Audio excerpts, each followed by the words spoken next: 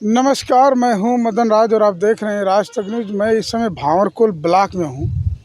बता दूं कि भांवरकुल ब्लॉक गाजीपुर में है और लोकसभा बलिया है। बता दें कि बलिया से नीरज शेखर हैं जो भाजपा के उम्मीदवार हैं और सनातन पांडे समाजवादी पार्टी से, और बता दें कि बहुजन समाज पार्टी से ललन यादव हैं।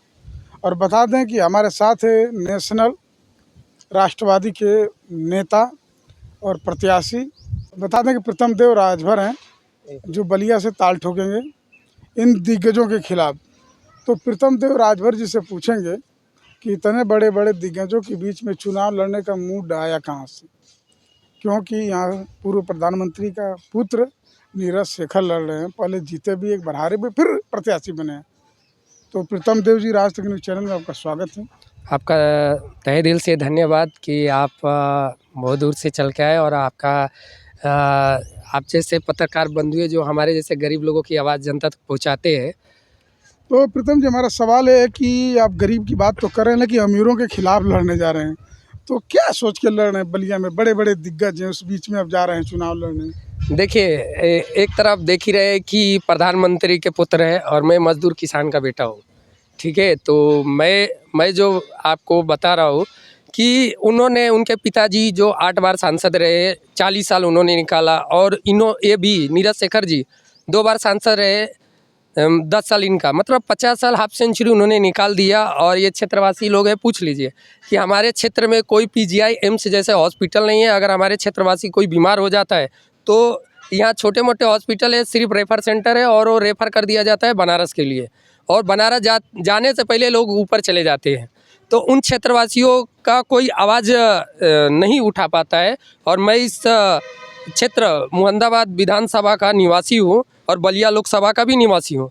तो मेरा कर्तव्य बनता है कि जो हमारे गरीब जनता है, जो ये बड़े बड़े सिस्टम, बड़े बड़े नेताओं के सामने खड़े होने और बोलने में घबराते हैं, उनकी आवाज़ को मैं बुलंद करूंगा। और हमारे क्षेत्रवासियों को मेरे 3 चीज़ों पे काम है: एजुकेशन, हेल्थ, एम्प्लॉयमेंट। हमारे क्षेत्र में कोई एजुकेशन सिस्टम नहीं है, ना कोई यूनिवर्सिटी है। आज़ादी के 75 साल बाद जो मंगल पांडे, जो फर्स्ट फ्रीडम फाइटर हैं, यहाँ के निवासी रह चुके हैं, जिन्होंने आज़ादी का पहला बिगुल फूंका और सिस्टम के खिलाफ, अंग्रेज़ों के खिलाफ, तब जाके ये देश आज़ाद हुआ है। और उसके बाद सुन लीजिए सर, उसके बाद जिस क्षेत्र का फर्स्ट फ्रीडम फाइटर हो और उस क्षेत्रवासियों को कितना दुर्भाग्य की बात है कि वहाँ पे ना कोई यूनिवर्सिटी है और ना ही कोई हॉस्पिटल है और ना ही बच्चों के लिए कोई वर्ल्ड क्लास का स्टेडियम है। तो ये बहुत दुर्भाग्य की बात है। मतलब हमारे क्या क्षेत्रवासी सिर्फ वोट डालने की मशीन है? सिर्फ हमारे क्षेत्रवासी वोट डाले और बीमार हो तो BHU जाए, हाँ, और पढ़ने के लिए इलाहाबाद यूनिवर्सिटी जाए, लखनऊ जाए, BHU जाए, उसके लिए मैं लड़ाई लड़ रहा हूँ। ठीक है, लेकिन प्रथम जी, कुछ लोग ये भी कह रहे हैं कि जैसे कि यहाँ राजभर समाज का कोई प्रत्याशी नहीं था, अब एक राजभर है तो राजभरों का वोट लेने के चक्कर में अब चुनाव यहाँ से लड़ रहे हैं बलिया से। देखिए, मैं तो यहाँ मुहंदाबाद का निवासी हूँ और जहूराबाद मेरा ननिहाल है, फिपना में भी है हमारी रिश्तेदारी, बैरिया बलिया में। और राजभर यहाँ पे अच्छा खासा संख्या है। जहूराबाद क्षेत्र आते हैं तो जानते हैं ओम प्रकाश जी वहाँ के विधायक हैं, अच्छे लीडर हैं। तो राजभर जी लोग का तो है जो भाई, देखिए सब कोई जो रहता है अपना वो रहता है, जातिगत लोग जो वोट देंगे वो देंगे। लेकिन मेरा कैसा, मैं इस देश का नागरिक हूँ और मैं तिरंगे का सम्मान करता हूँ। और हमारे तिरंगे के नीचे जो भी जाति धर्म के आते हैं सभी हमारे भाई हैं, भारतीय हैं, मैं उनका सम्मान करता हूँ और उन सभी के लिए मैं लड़ रहा हूँ, ना कि राजभर के लिए लड़ रहा हूँ। सभी के साथ, मतलब उसमें राजभर समाज भी आता है, मैं उसी समाज का पुत्र हूँ। महाराजा सुहेलदेव जी का फॉलो करता हूँ क्योंकि उन्होंने देश की एकता अखंडता के लिए लड़ाई लड़े, सभी को इकट्ठा करके सभी धर्म जाति को लड़ाई लड़ के विजय हासिल किए। तो मैं सभी जाति धर्म के लोगों को इकट्ठा करके इस क्षेत्र के विकास के लिए लड़ रहा हूँ। तो प्रीतम जी, अभी नाम ले ओम प्रकाश राजभर जी का, तो ओम प्रकाश राजभर जी को कहा जाता है कि राजभरों के नेता हैं, तो राजभर किस तरह वोट देंगे आपको? राजभरों के नेता हैं, मानते हैं भाई, राजभर के बहुत बड़े ब्रांड नेता हैं, लेकिन हमारे क्षेत्र में अभी जहूराबाद क्षेत्र का ही है, वो विधायक हैं, उनका क्षेत्र का देख लीजिए, अभी 2 जन का डेथ हुआ है। और 1.5 लाख का खेत बेचने जा रहे थे, उनको हमने उनके कार्यालय में फ़ोन किया और ऊपर फ़ोन करके 1.5 लाख में 75,000 पास कराया, इलाज नहीं हो पाया, मर गए। जहूराबाद के नगवा गाँव के निवासी थे। तो मैं वो भी हमारे समाज के नेता है, लेकिन मैं बोलूँगा कि अपने क्षेत्र पे ध्यान दीजिए। हमारे तो मेरे क्षेत्र में, मैं मुहंदाबाद में, यहाँ पे तो कोई यूनिवर्सिटी नहीं, कोई हॉस्पिटल नहीं है, मैं उसके लिए लड़ रहा हूँ। तो बात यहाँ पे जाति का नहीं और नेता की बात नहीं है, हमारे क्षेत्र की समस्या की बात है।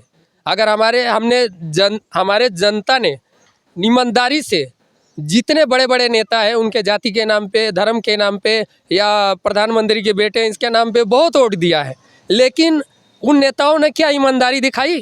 क्या हमारे जनता के लिए एम्स जैसे हॉस्पिटल या पीजीआई जैसे हॉस्पिटल दिया? क्या उन्होंने हमारे बच्चों के लिए यूनिवर्सिटी दिया? क्या उन्होंने उनके रोजगार के लिए? आज देख रहे हैं पेपर लीक हो रहा है, कोई नेता आवाज़ उठा रहा है? नहीं उठा रहा है। क्यों? उनके बच्चे नहीं हैं। बहुत ऐसे नेता हैं उनके बच्चे ही नहीं हैं। तो ठीक क्या है, समझ सकते हैं? ये तो मान लो प्रीतम जी जो आप कह रहे हैं पर्सनल मैटर हो गया, जी। लेकिन हमारा कहने का मतलब है कि ओम प्रकाश राजभर से कहेंगे कि भाई हम भी आपके समाज के नेता हैं, तो कम से कम मुठवा तो दिलाइए, ऐसा मैं ओम प्रकाश जी को ये बोलना चाहूँगा, 2016 से 2022 तक मैं उनका महाराष्ट्र का युवा मोर्चा का अध्यक्ष भी रहा हूँ और प्रदेश अध्यक्ष भी रहा हूँ। मैंने ईमानदारी से उनका साथ दिया, 1 रुपया भी नहीं लिया उनसे।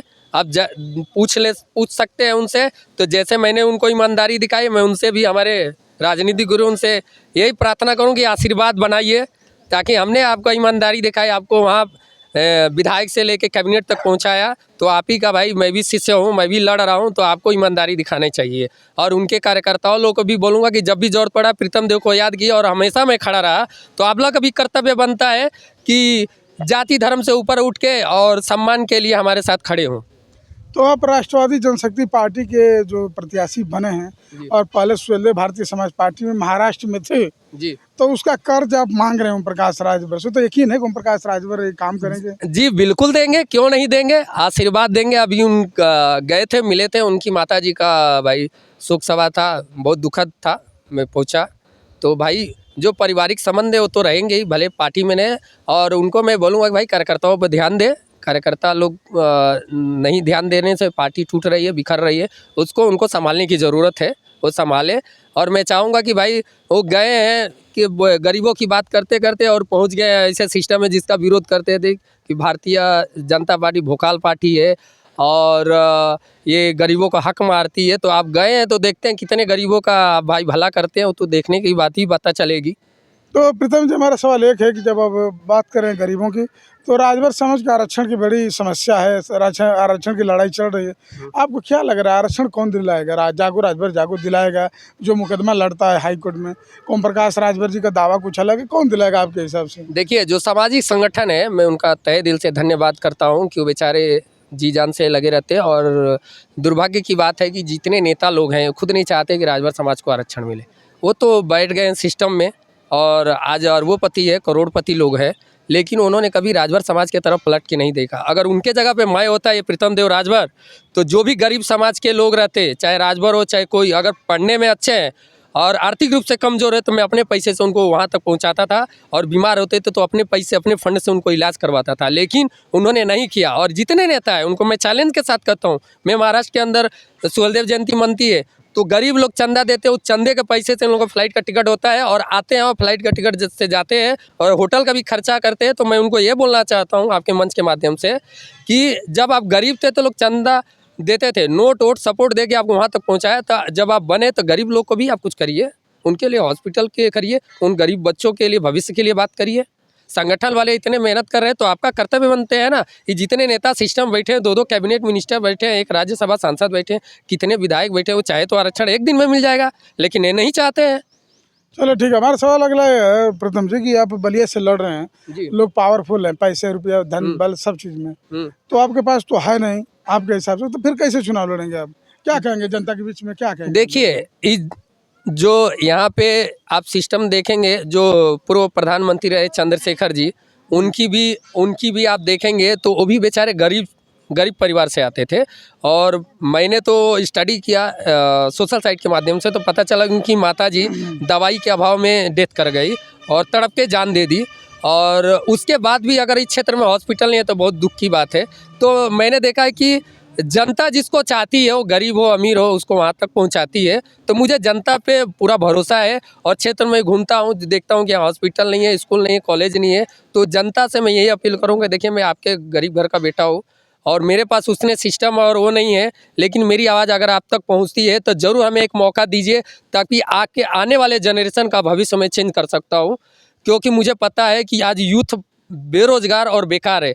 अगर आप यूथ बेरोजगार बेकार रहेगा, उसके पास पैसा नहीं रहेगा, उसके माँ बाप अगर बीमार हो जाएगा, दुनिया भर की बीमारी है, diabetes, heart attack, blood pressure, paralyse ऐसा मार देता है। पैसा नहीं, अब पैसे के अभाव में वो ट्रीटमेंट नहीं कर पाता है। तो अगर बेरोजगार युवा बेरोजगार रहेगा तो अपने माँ बाप का इलाज नहीं कर पाएगा, और उसके अलावा उसके अच्छे घर में शादी नहीं होगी। अगर शादी हो गई, 2-3 बच्चे हो गए, तो पैसे के अभाव से अच्छा एजुकेशन नहीं दे पाएगा।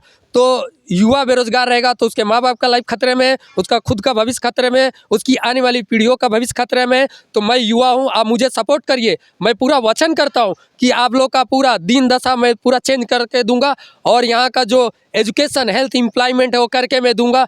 और आपके चैनल से ये भी बोलता हूँ, अगर आप मुझे वहाँ पहुँचाए, सरकारी नौकरी में आपको वरीयता मिलेगी, आपको मिलेगा, नहीं तो प्राइवेट मिलेगा, नहीं तो सरकार से मैं लड़के सब्सिडी दिलाऊंगा आपको। 1 से लेकर 10 लाख जितना आपकी कैपेसिटी रहेगा रोजगार के लिए मैं आपको प्रेरित करूंगा। आपको नौकर से ज़्यादा मालिक बनाने पे मैं कोशिश करूंगा कि छोटे छोटे रोजगार आप करें और मालिक बनिए। ठीक है, बता दें प्रथम देव राजभर हैं। बता दें कि राष्ट्रीय जनशक्ति पार्टी के प्रत्याशी हैं बलिया लोकसभा से, जो पूर्व प्रधानमंत्री चंद्रशेखर जी के पुत्र नीरज शेखर लड़ रहे हैं, और सनातन पांडे, यानी बड़े बड़े दिग्गज इस मैदान में कूद चुके हैं, और प्रीतम राजभर भी लड़ रहे हैं, और स्वदेव भारतीय समाज पार्टी के पूर्व नेता भी रह चुके हैं। तो ये कह रहे हैं कि ओम प्रकाश राजभर जी को हमारा साथ देना चाहिए, क्योंकि महाराष्ट्र में बहुत पार्टी को देखभाल किए हैं। तो अब यह देखना है कि बलिया के लोग कितना प्यार मोहब्बत देते हैं प्रीतम देव राजभर जी को। ये तो 1 जून को पता चलेगा, और 4 जून को जब परिणाम आएगा तब। आपकी क्या राय है कमेंट बॉक्स में ज़रूर लिखें। ऐसे ही खबरों के लिए राज तक न्यूज़ चैनल देखते रहिए।